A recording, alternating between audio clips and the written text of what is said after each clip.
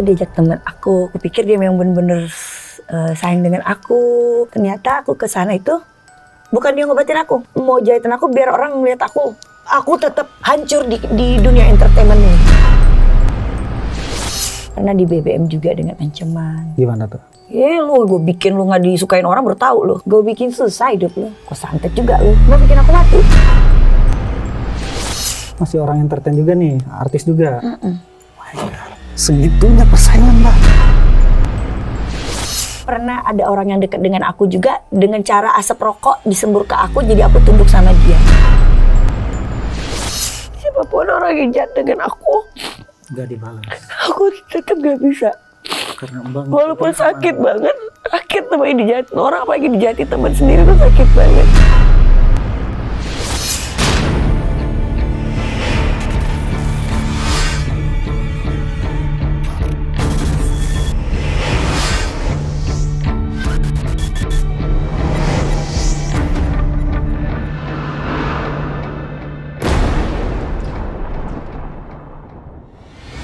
Halo pemirsa Ganjil Misteri, malam ini saya Kireman Sancang kedatangan salah satu aktor serta artis ternama juga penyanyi yang suaranya menggelegar. Wah, bom meledak. Jadi malam ini saya kedatangan dengan Mbak Dea Denans. Halo Mbak, sehat? Lagi. Ya, alhamdulillah. Makasih nih udah datang malam ini ke tempat kita Ganjil Misteri. Mudah-mudahan nyaman ya. Sedikit sih. Sedikit. Oke, jadi teman-teman Ganjil Misteri, karena malam ini Mbak Dea udah datang dan ada di depan saya, tentunya kita akan menelisik pengalaman-pengalaman mistis selama hidup Mbak Dea. Kita pengen tahu nih, apa sih pengalaman mistis yang Mbak Dea alami dari mulai kecil sampai hari ini? Boleh Mbak? Boleh. Boleh ya. Oke, Mbak Dea, Mbak Dea ini kan artis, penyanyi dangdut, aktor juga. Sementara yang kita ketahui kan dunia artis itu persaingannya sangat ketat. Ya. Betul. Gitu. Ada yang bersaing secara sehat, bahkan ada yang bersaing tidak sehat. Dan tentunya pasti di satu sisi lain ada juga yang bermain magic, non medis, ya kan. Nah, pernah nggak sih Mbak selama di dunia entertain ini mengalami hal-hal janggal atau hal non medis, Mbak? Boleh ceritain nggak sedikit? Diceritain dari mana ya? Dari bayi. Diceritain dari bayi. Kalau dari kecil sih katanya dulu mama pernah cerita aku tuh pernah meninggal. Jadi aku belum ngerti apa-apa lah ya, masih kecil gitu ya. Aku pernah mati suri, kalau kata orang mati suri ya. Tapi meninggal itu memang nggak lama. Tapi zaman dulu di rumah di Palembang itu katanya apa? Kayak ada yang kayak kepala terbang gitu lah. Apa sih namanya? Punyang. Ya, nggak tahu lah itu apa nama bahasanya itu kan.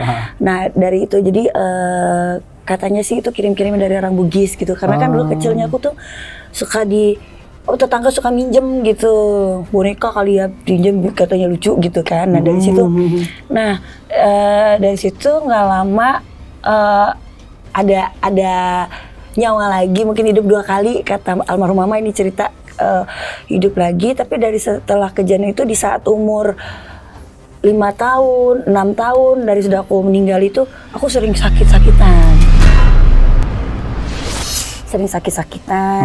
Terus kalau misalkan penyakit medis itu memang ada penyakit medis gitu kan, mungkin penyakit bawaan dari keturunan, keturunan. Aku hidup di dunia entertain itu kan dari kecil.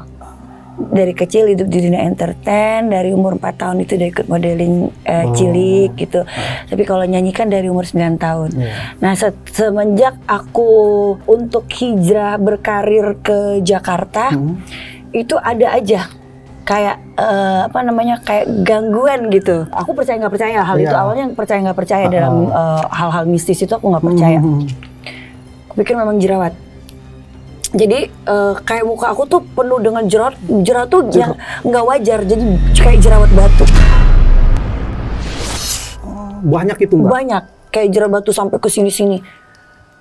Sampai kayak ada keluar kayak nanah gitu.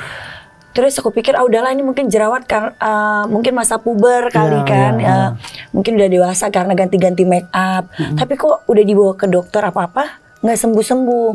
Sampai almarhum mama itu bawa aku berobat keluar juga gitu, untuk kayak disedot-sedot kayak gitu. Tapi hasil medis itu bukan jerawat. Bukan jerawat. Bukan jerawat. Apa mereka bilang? Ya kayak Kotoran biasa aja mungkin kayak gitu penyakit atau apa gitu, kotor mungkin rajin cuci muka udah dialami, sudah diikutin apa kata dokter, minum obat dari dalam, pakai krim kecantikan atau apa, itu tetap nggak sembuh-sembuh. Dan pernah aku ngalamin posisi aku pikir punya penyakit lambung nih, punya penyakit lambung, kok sakitnya itu melilit sampai aku dari rumah aku itu kan tangga keturun ke bawah, aku ngesot ke bawah, ngesot untuk jangan saking sakitnya itu melilit perut aku. Akhirnya dibawa mama ke rumah sakit, aku dirawat, tapi hasil medis pun itu bukan masalah lambung, nggak ada, nggak kedeteksi penyakitnya, nggak ada. Nah itu proses dari Mbak berapa lama sih Mbak itu kan sempat jerawat ya? Lama, bertahun-tahun. Berarti selama jerawatan itu vakum dong, manggung apa nggak? Pernah sempat waktu mama bawa aku pulang ke Palembang, dibawa pulang aku sama mama papa untuk untuk berkarir, diistirahatin dulu. Itu pas pertama aku baru keluar album pertama. Jadi istirahat dulu, pulang ke Palembang, dibawa lagi ke rumah sakit di situ. Mungkin rumah sakit ini biasanya kan kalau rumah sakit kota kan kita lebih lebih percaya lah gitu kan. Dibawa ke rumah sakit itu tetap sama. Akhirnya yang tadinya percaya nggak percaya dalam hal itu, minta tolong ada pengobatan kampung kayak gitu. Ya alhamdulillah. Pengobatan spiritual ya sama kiai gitu kan.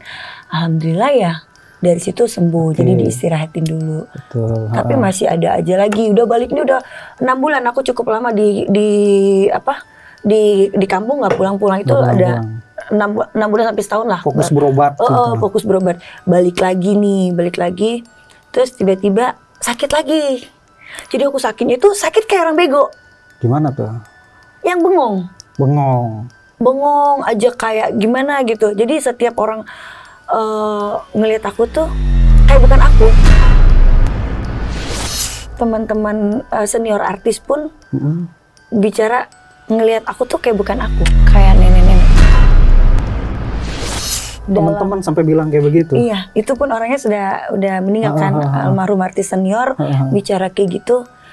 Ngelihat, aku kan dipanggil Dede ya, ngelihat Dede ini kadang kayak Barbie, kadang kayak nenek-nenek, tapi nenek-nenek serem.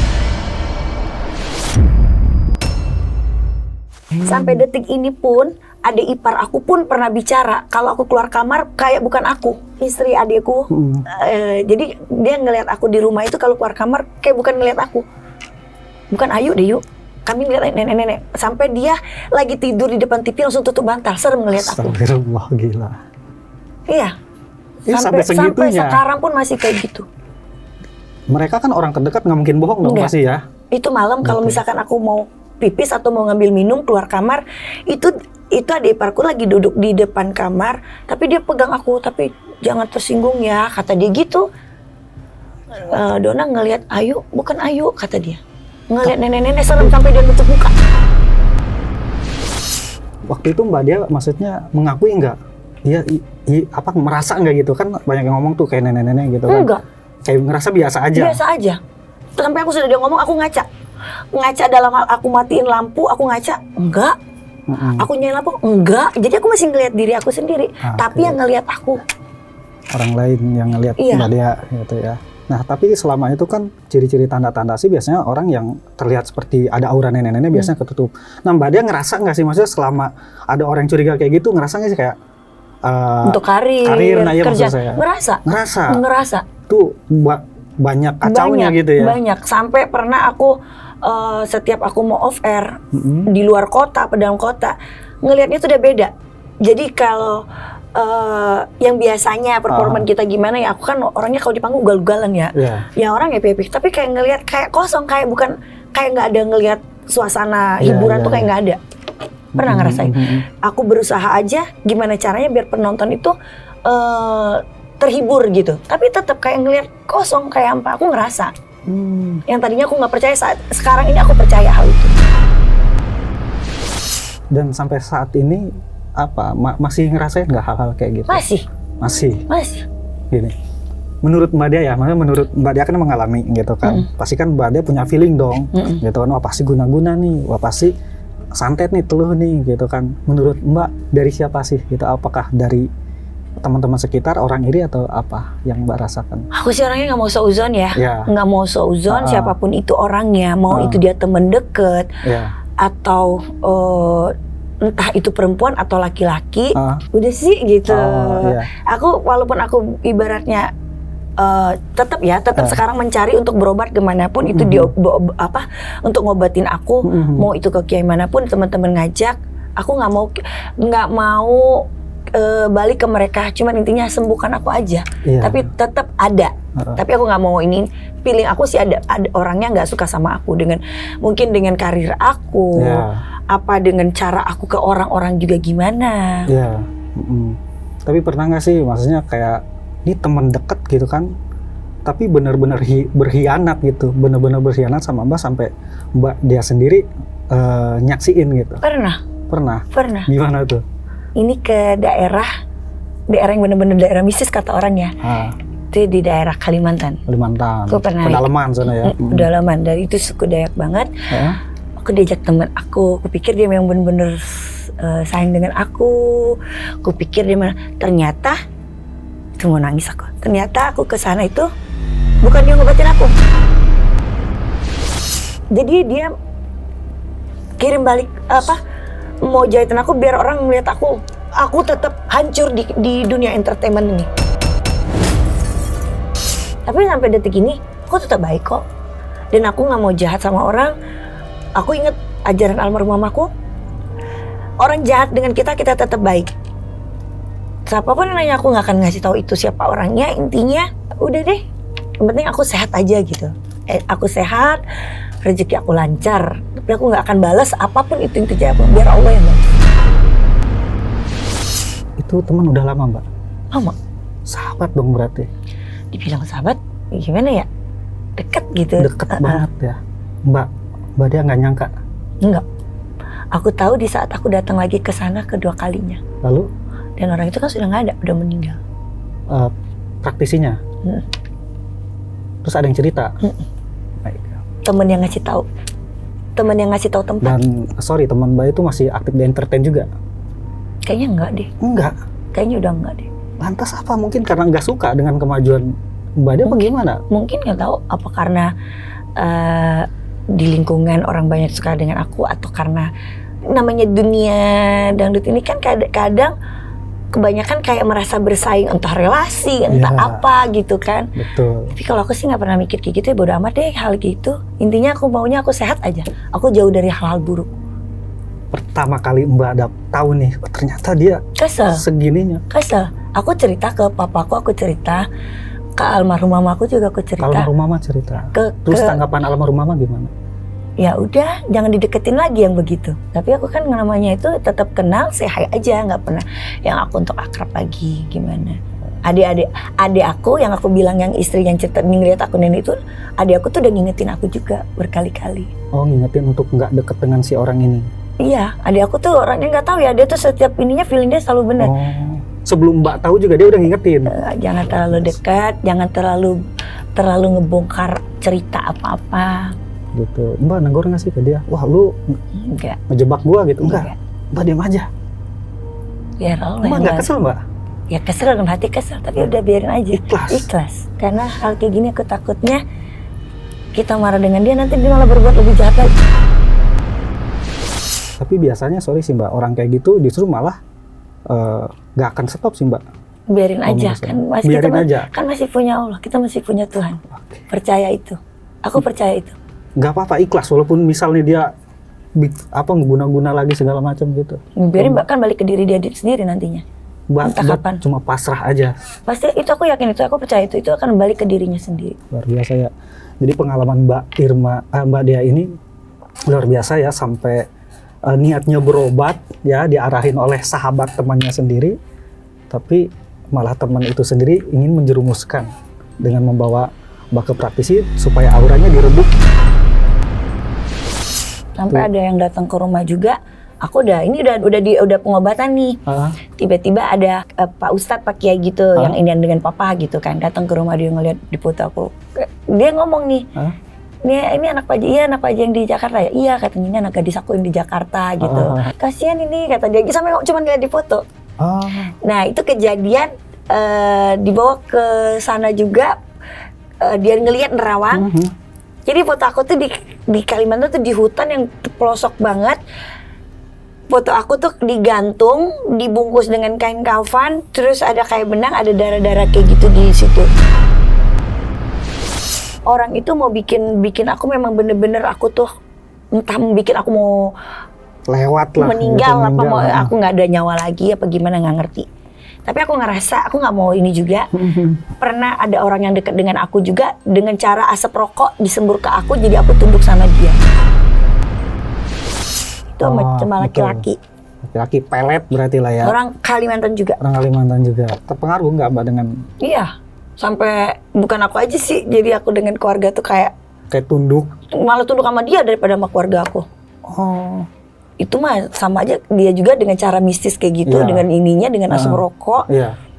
Bikin guna-guna itu namanya, diguna-gunanya aku. Sampai orang tua aku, keluarga aku juga kena masalah uang juga.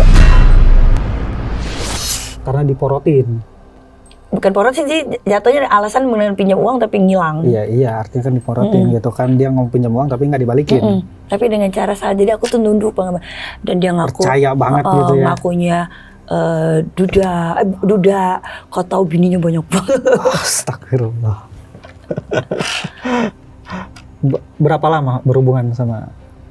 Gak lama itu. Gak lama. Gak lama. Mbak, dia sadarnya pas kapan itu? Pas gimana? Ya sadarnya tuh dikasih tahu dengan ini juga, ada yang ngobatin. Ada yang ngobatin.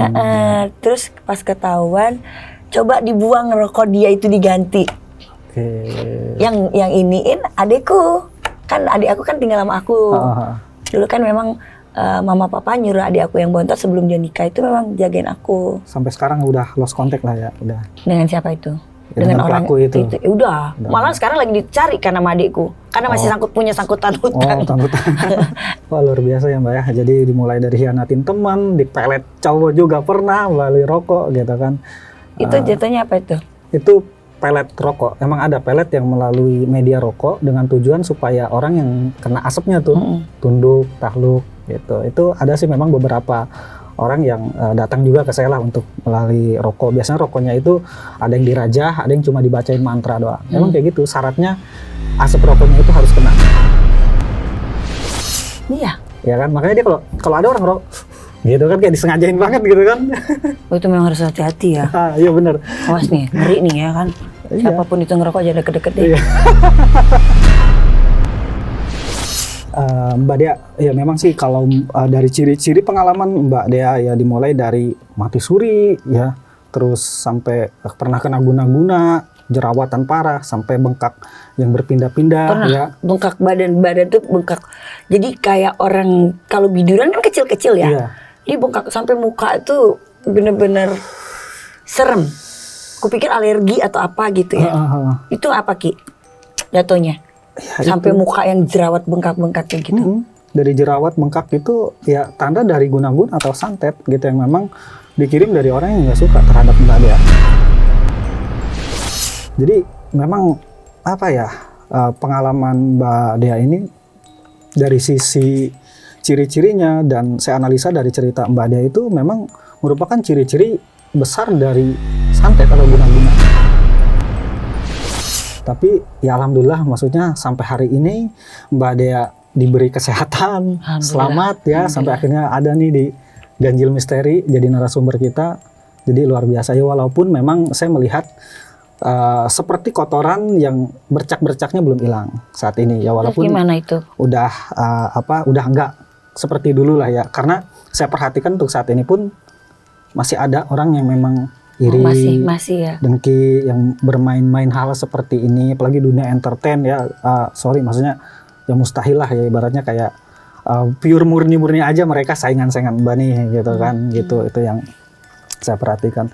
Tetapi masih aman lah, masih aman ya. Mungkin nanti beres dari kita ngobrol kayak gini, nanti saya bantu pembersihan secara total lah gitu.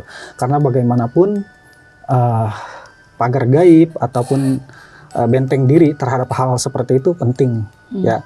Karena pagar gaib itu ya sama dengan doa juga gitu kan. Kita meminta kepada Allah gitu kan, Mbak. Dia udah bagus gitu, bagusnya kayak udah berpasrah terhadap Allah, yakin apa yang dikirimkan itu akan berbalik. Betul, Mbak. Itu udah hukum alam gitu kan. Udah hukum alam, orang yang berbuat jahat terhadap Mbak dia atau kepada siapapun itu pasti akan berbalik. Bisa dihilangin apa enggak sih? Bisa dong. Baju yang kotor aja masih bisa dibersihkan gitu. Apalagi hal yang datang dari luar gitu, bukan dari diri sendiri gitu. Itu masih bisa dibersihkan secara total gitu kan di pagar gaib. Terus gitu. benar nggak sih Ki kalau orang suruh pasang-pasang susuk kayak gitu, benar nggak sih? Oke, jadi susuk. Soalnya pernah ada yang nawarin aku. Pernah ada yang nawarin. Pernah nawarin, udah katanya gitu kan, daripada kayak gitu pasang susuk aja. Betul. Untuk pagar badan. Apa itu mesti kita memang harus ngikutin susuk. Tapi kan aku pernah denger itu nih, almarhum mama aku anti banget. Mama aku tuh fanatik banget dengan hal kayak gituan. Iya, kalau susuk kan ada film-filmnya kan, susuk kan ntar kalau yang ini mati kita gimana, kita sesama mati. Iya, jadi gini, sebenarnya untuk pagar gaib itu nggak mesti susuk gitu kan. Maksudnya pagar gaib itu kan bisa dengan kita hal-hal yang sifatnya lebih ke energi murni seperti zikir, atau bisa dengan mandi kembang 7 rupa. Itu bagus gitu kan, kita dengan ayat-ayat Al-Quran atau ayat-ayat suci lainnya gitu, itu bisa sebenarnya. Mandi kembang itu nggak mesti ke dukun kan, mesti mandi sendiri apa ya? Bahkan teman-teman Ganjil Misteri bisa praktekkan mandi kembang aja setiap malam Jumat Kliwon, atau mungkin di malam kelahiran. Misal Mbak dia lahirnya hari apa? Rabu. Nah, berarti malam Rabu apa Kamis ya? Aku ulang tahun lo bentar lagi loh. Wah, pas banget di bulan ini. Iya, 13 Maret. Tahu ada yang mau ngasih kado nggak? Oke. Nah, berarti kalau misalnya Rabu, mandinya malam Rabu habis maghrib atau isya ke atas gitu. Masukin aja kembang 7 rupa ya, kalian baca Al-Fatihah gitu. Kalau Islam Al-Fatihah 7, An-Nas, Akhlak, Al-Falaq gitu kan, terus 7 kali tiupin dulu, kayak mandi, niat membersihkan segala. Aku tuh saat ini yang aku jalani itu cuma mandi air garam sama air pandan. Nah, itu juga bagus. Rendaman pandan sama garam gitu. Bagus. Emang itu ada yang ngasih tau aku gitu aja, kata dia gitu kan. Iya. Ya, tapi alhamdulillah ibaratnya badan enteng. Tapi kadang memang sebelum aku mandi itu kayak ngerasa kayak badan aku kayak ketempel berat terus gitu. Iya. Karena gini, karena saya yakin, sangat yakin gitu kan, saingan Mbak di luar sana di dunia entertain, baik orang sekitar ataupun lainnya, pasti minimal dari mereka ada yang pasang susuk. Pasti gitu. Nah, jadi Mbak dia ini kena intimidasi dari energi yang mereka pasang susuk, paham nggak? Gitu. Karena Mbak dia nggak pakai apapun gitu kan, Mbak dia hanya menggunakan energi murni. Jadi saat bertemu dengan orang yang pakai pasang susuk, nah itu kena intimidasi energinya. Nah, itu yang membuat Mbak dia tuh kayak badan jadi berat. Jadi kayak nggak berat lah, nggak enak gitu kan. Iya benar, aku ngerasa itu. Makanya kayak seperti mandi kembang, mandi pandan dan garam itu salah satu cara bagus buat netralisirnya gitu. Berarti maksudnya selama itu pernah kesurupan enggak? Kesurupan alhamdulillah nggak pernah. Nggak pernah. Cuman kalau ngelihat itu pernah pas aku di saat aku lagi syuting program di Indosiar dulu, masih dunia lain, itu real nyata aku ngelihat sendiri dengan mata kepala aku. Apa tuh? Sosok apa? Kalau hantu bohongannya aku tahu itu. Itu bener-bener yang mukanya itu nggak. Itu di mana, di studio apa di mana? Di gudang pabrik gula. Itu lagi syuting apa itu? Masih dunia lain. Oh. Indosiar waktu itu. Itu nggak tahu ya aku ya. Jadi mama papa aku sampai nonton, dia kok ngomong gini, ngapain sih ngikut itu, katanya syuting kayak gituan, kata dia gitu kan, udah tahu orangnya nggak inian. Iya. Bener-bener itu aku ngelihat dia itu duduk di atas apa sih namanya? Aduh. Mesin itu bener-bener yang nggak ada, gimana sih? Muka tuh bener-bener nggak ada. Di situ aku teriak bener-bener nggak ini. Rata, tapi kepala ada. Nggak ada, kepala ada, tapi mukanya tuh muka rata. Muka rata. Merinding bos. Bener-bener muka rata, itulah itu apa? Yang seliweran ibaratnya, aku bilang ini setan bohongan dalam hati aku nih ya, ini setan bohongan, aku bilang gitu. Tapi pas aku lihat ke atas itu bener-bener ada, pas dinyalain lampu hilang. Aku ngelihat, ya Allah, aku bilang sampai aku cerita itu. Aku ngelihat pocong sendiri pun pernah di rumah aku. Jadi di rumah aku tuh kalau aku buka jendela kan itu kan bagian teras tempat pagar. Nah di samping itu. Jadi pas aku lihat sini jendela aku tuh hording kan kebuka dikit. Iya. Itu pocong tuh ngeliatin No. ini kayak gini. Astaga. Itu bener aku ngeliat. Terus gimana reaksi Mbak? Ya, Teriak? balik lah aku teriak. Terus kata mama aku, nggak apa-apa kalau pocong ngeliat kita dia yang sial katanya. Kamu yang ngeliat dia yang sial kata dia. Tapi yang waktu di pabrik gula itu bener-bener yang aku teriak menjerit, gimana sih aku minta bantuan selesai lah syuting itu. Itu bener-bener di atas. Nih aku masih kebayang ngeliat dia. Iya. Dia duduk di situ, bener-bener yang berumuran darah. Mungkin dia meninggal karena kegiles Mesin. pabrik itu apa gimana. Bener-bener yang mukanya itu rata. Kita kan tahu dong kalau namanya horor. Aku juga pernah main di film horor gitu kan. Horor buatan tuh bikin darah buatan, mukanya masih gimana. Ini bener-bener gimana sih? Iya, rata. Rata, bener-bener nggak ada. Itu aku bener-bener langsung banget. Tapi nggak sampai pingsan.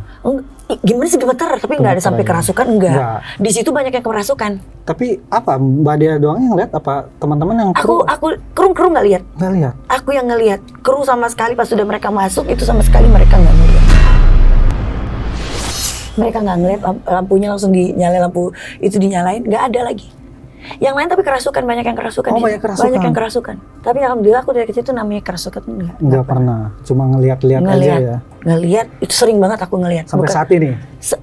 Pokoknya sekali 2 kali aku, makanya yang dibilang aku ngelihat aku kayak nenek-nenek itu, aku ngelihat diri aku sendiri kok enggak gitu. Nah itu kenapa? Aku kadang bisa ngelihat kayak itu tuh Ibu Kunti. Bener Kunti aku udah lihat tuh, pocong banget. Pernah. Pocong ngelihat. Nah itu yang gitu. Makanya aku bilang orang ngomong aku nenek-nenek, kok aku ngelihat diri aku sendiri nggak ada. Oke, jadi kalau Mbak Dia bisa ngelihat sosok astral yang lain, tapi nggak bisa ngelihat nenek-nenek yang dibilang saudara Mbak Dia itu, karena memang nenek-nenek itu pengaruh dari orang lain, Mbak. Bukan saudara aja, semua pada yang itu yang pernah ngeliat aku. Kayak gitu. Jadi kalau kayak pocong, kuntilanak ataupun setan yang nggak ada mukanya itu kan eksternal gitu kan. Maksudnya mereka yang memang muncul dengan sendirinya. Ya luar biasa ya. Jadi teman-teman Ganjil Misteri, Mbak Dia ini punya pengalaman horor dan mistis yang memang luar biasa dan sangat real ya. Dan Mbak Dia kan saat ini masih aktif di entertain ya. Alhamdulillah. Katanya habis bikin lagu tadi ya. Alhamdulillah, single baru ciptaan Rizky Ridho. Waduh, 2R. kapan nih openingnya? Mungkin insya Allah habis lebaran. Ada, siap. Ya, mantep. Oke. Nah, artinya kan masih aktif ya.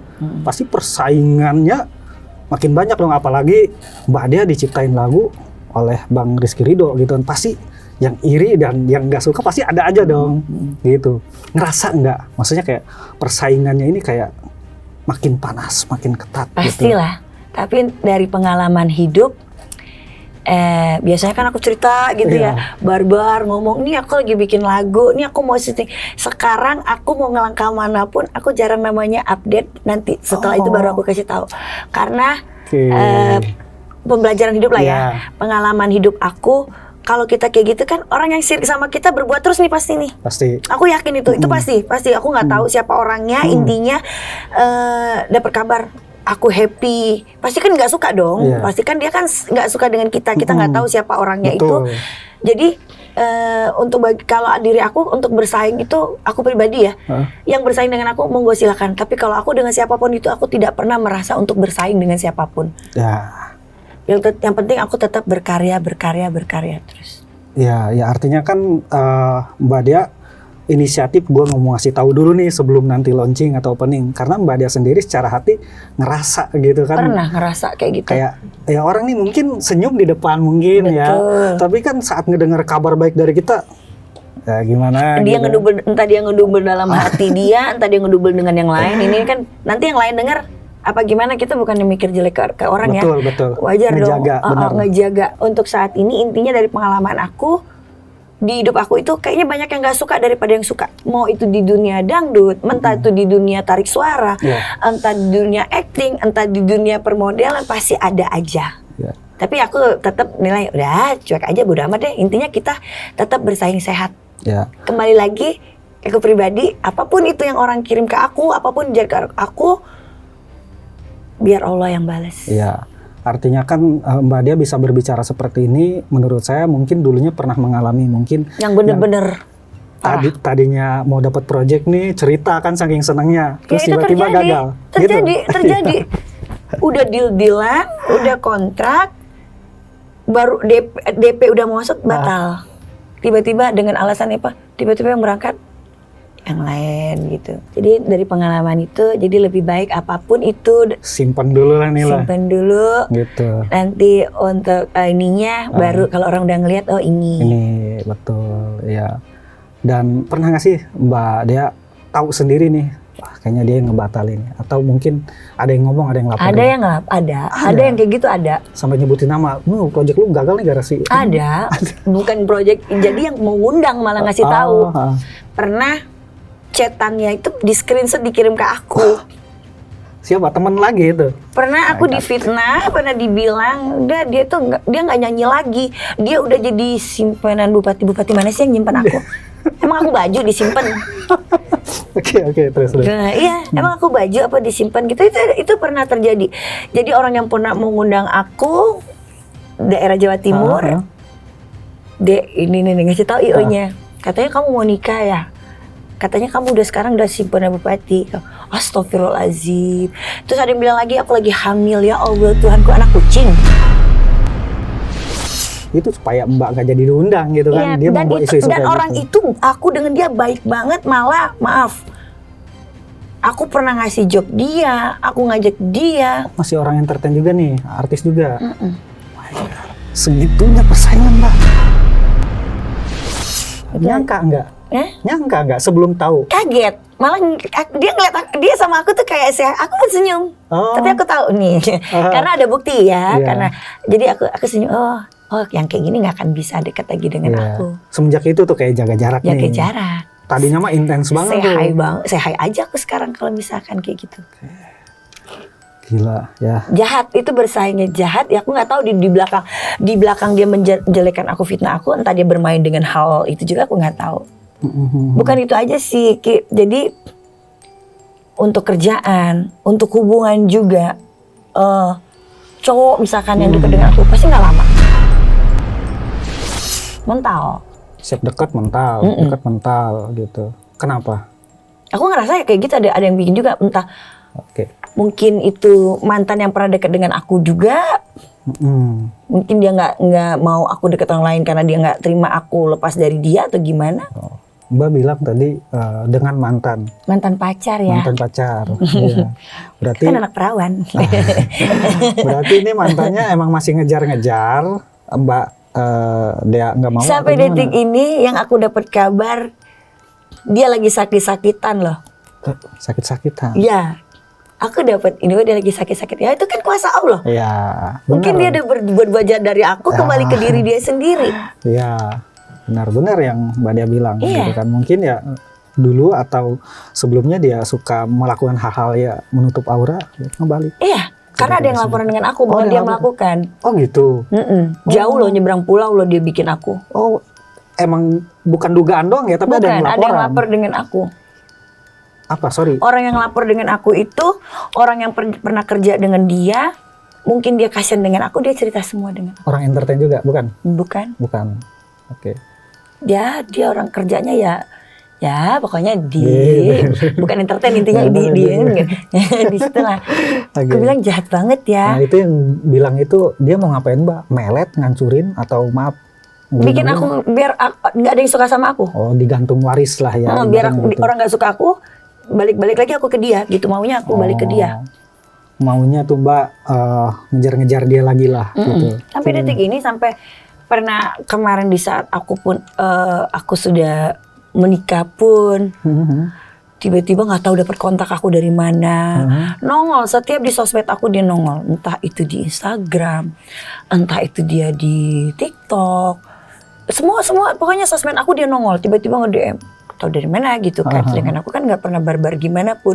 Sudah ngedoain, dengan aku pisah itu dia langsung pisah ya katanya. Masih, tapi aku dapat kabar dari orang bahwa dia itu sekarang lagi sakit-sakitan dan susah jalan. Berarti segitunya, maksudnya emang dia satu mantan itu aja? Apa ada mantan yang lain juga yang kayak gitu? Mungkin banyak yang punya sakit hati kali ya sama aku ya kali ya. Aku ngerasa sih mungkin ya karena aku kan orangnya keras. Keras. Aku kalau misalkan nggak suka, aku nggak suka, aku bilang. Ya itu tegas berarti Mbak, Iya. bukan keras. Nah, aku kayak gitu orangnya dengan siapapun. Kalau aku nggak suka dengan orang pun aku nyablak. Aku marah sama orang ini misalkan, kamu nggak bisa jalan sama aku nggak mau sama kamu. Oke. Tetap aku bilang aku ngomong nggak mau. Mungkin dia sakit hati atau gimana. Deket dengan aku pun cuma deket, tidak menjalin hubungan. Mungkin sakit hati, berharap lebih dari aku. Mungkin dari situ juga. Iya. Tapi pernah nggak sih Mbak berantem nih sama saingan secara belak-belakan, atau mungkin pernah ada yang bener-bener ngancem nih gitu kan di entertain saingan ya, maksudnya kayak gua santet lu, gua jatuhin lu, pernah nggak sampai ada yang ngancem kayak begitu? Aku sih nanggepinnya itu bercandaan ya. Kan Tapi pernah ada kata-kata kayak kayak gitu. gimana? Dia bilang gimana? Lu gue bikin lu nggak disukain orang baru tahu lu. Itu ngomong Aku pikir gitu. bercanda kan, aku kan orang nanggepin bercanda. Iya. Mana ada sih? Kok santet juga lu. Oh. Ada kata-kata kayak gitu udah sering banget aku dengar. Oh. Tapi Mbak Dia nganggapnya kayak Iya, bercanda aja. bercanda aja. Tapi ternyata kan kalau Tapi, misalnya diarah gitu. Makanya sekarang banyak aku memang banyak berhati-hati juga untuk ngeluarin kata-kata dengan orang juga. Sekarang mungkin aku harus banyak hati-hati Iya. juga. Tapi bagaimanapun juga walaupun itu bercanda kan minimal kan mengganggu psikologis Mbak Dia juga. Kepikiran. Pasti. Sekarang dari sekian banyak candaan, kenapa sih harus bercanda yang kayak begitu? Pernah Gitu lewat kan? dulu zaman dulu BlackBerry ya, BBM ya. Ah, Pernah di BBM juga dengan ancaman. gimana tuh? Mau bikin aku mati. Gue bikin susah hidup lo. Itu laki-laki loh. Laki-laki Gue bikin susah hidup lo. itu apa, laki-laki memang suka sama Mbak gitu? Iya. Mbak tolak, nggak suka sama dia gitu? Aku cuekin. Oh.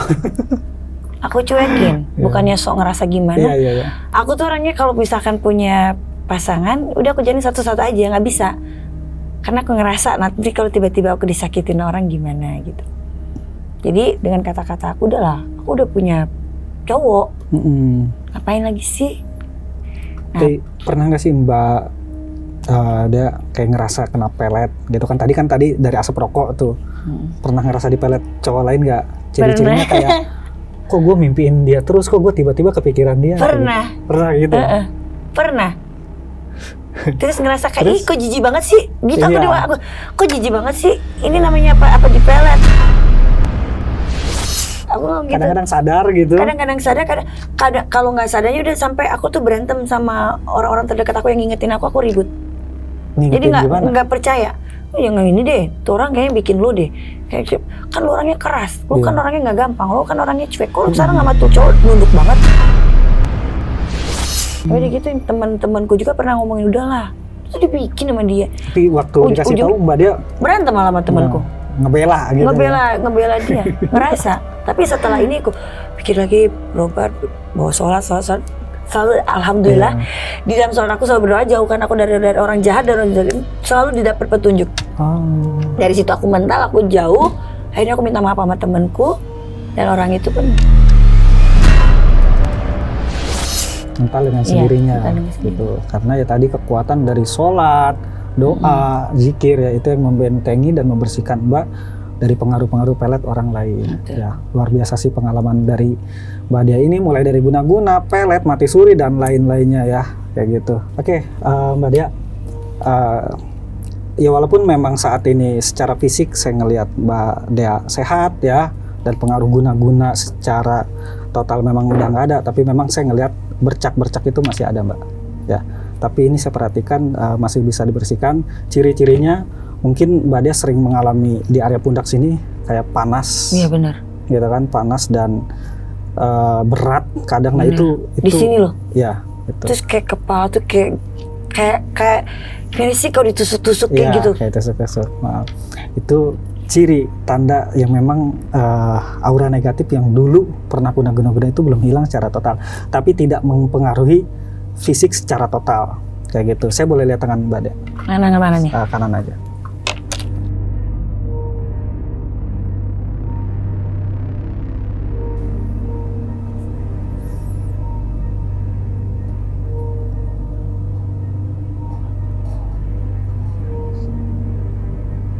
Ya, oke.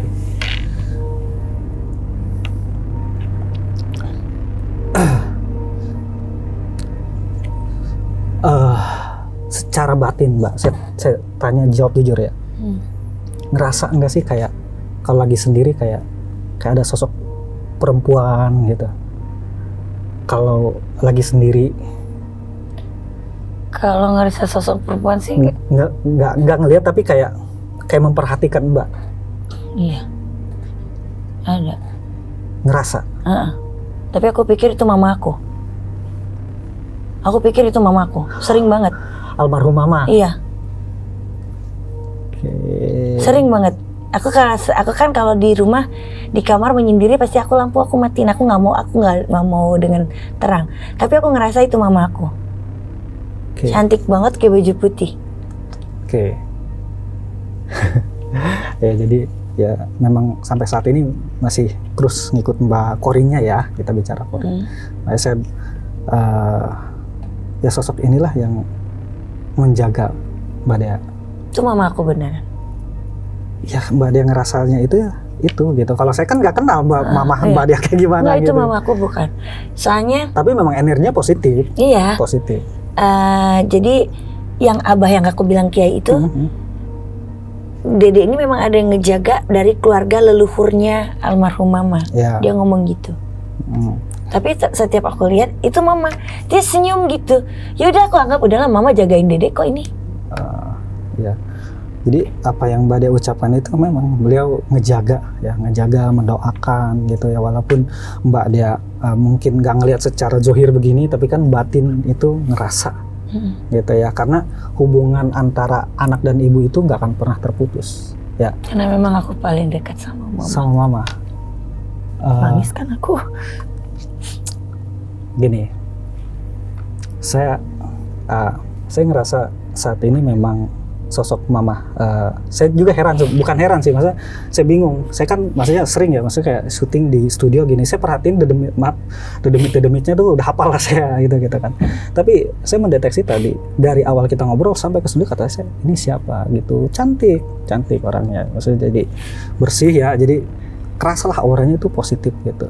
Dan beliau kayak tersenyum terus ke saya gitu kan, saya kayak apa ya, mungkin kalau dibahasakan secara batin ya, kayak beliau menyampaikan ke saya tuh kayak bantuin gitu, ke saya. Cuman ya kan tadi kita baru ngobrol gitu kan, nggak mungkin dong saya langsung belak-belakan gitu kan.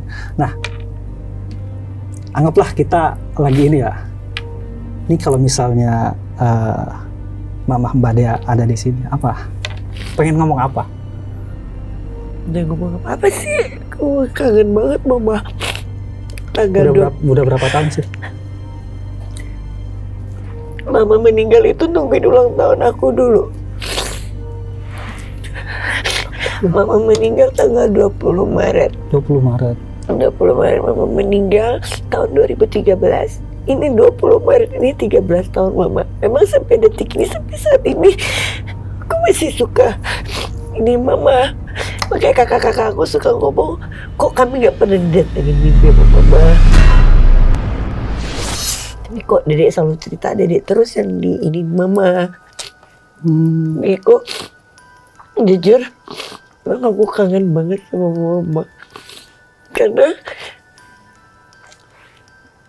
cuman mama yang selalu ada dengan aku.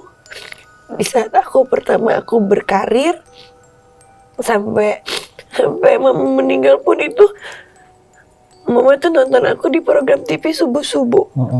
Kapan mama bisa lihat Dedek lagi? Sampai mama kan masih lihat Dedek, aku gak kepikiran mama meninggal. Terus yang ngingetin aku juga, kalau ada orang jahat, tetap aja kita baik. Aku selalu ingat pesan mama itu. Kayak aku gak mau ngebalas orang yang jahat dengan aku gimana pun, aku akan diam aja. Aku percaya kuasa Tuhan. Biar Allah yang balas apapun itu.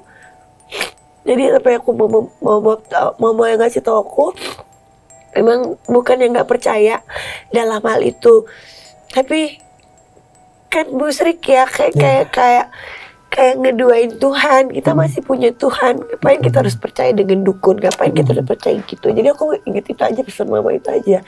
Makanya sampai detik ini, siapapun orang yang jahat dengan aku gak dibalas, aku tetap gak bisa. Karena Mbak walaupun sakit banget, sakit namanya dijahatin orang, apalagi dijahatin teman sendiri, itu sakit banget. karena Mbak ingat amanah dari almarhum Mama itu. Luar biasa. Oke, dan aneh ya teman-teman ngaji misteri. Jadi waktu Mbak dia cerita kayak gini, beliau tersenyum gitu, kayak ngerasa bangga gitu, maksudnya kayak ya mungkin ya benar ya apa yang Mbak dia katakan, mungkin ya Mbak lebih dekat dengan almarhum Mama selama hidupnya, dan Mbak masih memegang prinsip tetap jadi baik walaupun dijahati oleh orang lain. Karena memang dari kecil Mama yang selalu support aku. Aku terjun di dunia entertain pun itu support dari Mama. Dari Mama Papa yang support. Karena di keluarga aku gak ada yang di dunia entertain, cuma aku sendiri. Oh, Mbak dia sendiri. Kakak-kakakku kerja semua. Semuanya ibaratnya pegawai gitu kan, kerjanya beda. Adik aku hidupnya di dunia balap, kakak aku juga yang di dunia entertain, dunia keartisan itu cuma aku sendiri. Walaupun gimana pun Mama tetap support. Iya. Jadi kayak aku bilang tadi pas dilihat apa Mama bener nggak, Mama yang selalu ada. Beliau gitu, dan itu ya saya mendeteksi ya sampai saat ini masih ya sama Mbak ya, dan masih mendoakan, masih ngejaga, bahkan saat Mbak dia cerita tadi itu ya, kayak dijahatin orang lain tapi kita tetap baik, itu beliau tersenyum. Artinya gini, artinya perilaku Mbak ini yang memegang amanah dari almarhum Mama ini jadi ladang pahala buat almarhum Mama juga gitu kan. Karena kan kalau di Islam kan ada yang mengajarkan lu ngajarin satu ayat ke satu orang lain tuh pahalanya ngalir. Nah sama kayak Mama itu kan ngajarin satu kalimat positif ya, sederhana tapi bermakna gitu kan. Bukan hanya buat Mbak Dea, buat kita semua, khususnya teman-teman Ganjil Misteri juga gitu. Dan kita dapat hikmah dan pelajaran malam ini dari Mbak Dea. Sejahat apapun orang lain, kita nggak boleh jahat balik. Gitu. Kita harus tetap berbuat baik. Mungkin berbuat baik terhadap orang baik itu udah biasa, tapi berbuat baik kepada orang yang jahat itu luar biasa. Oke Mbak Dea, terima kasih Mbak Dea atas cerita pengalaman mistisnya ya, mulai dari mati suri, kena guna-guna, kena pelet, dihianatin temen, dijahatin orang, dan lain-lainnya ya. Luar biasa. Luar biasa, kita dapat pengalaman hidup yang sangat berharga ya dari pengalaman Mbak Dea. Dan tentunya mudah-mudahan nanti program lagunya nih habis lebaran ini launching meledak. Amin, ya. ya Allah, amin. Kita doain gitu, dan insya Allah baik yang masih hidup ataupun yang udah tiada pasti ikut mendoakan Mbak Dea, karena dasarnya Mbak Dea ini orang baik ya. Oke, itu aja teman-teman Ganjil Misteri, ambil positifnya, buang negatifnya ya. Kalau ada salah-salah kata baik dari Mbak Dea ataupun saya, mohon dimaafkan. Saya Kireman Sancang, wassalamualaikum warahmatullahi wabarakatuh.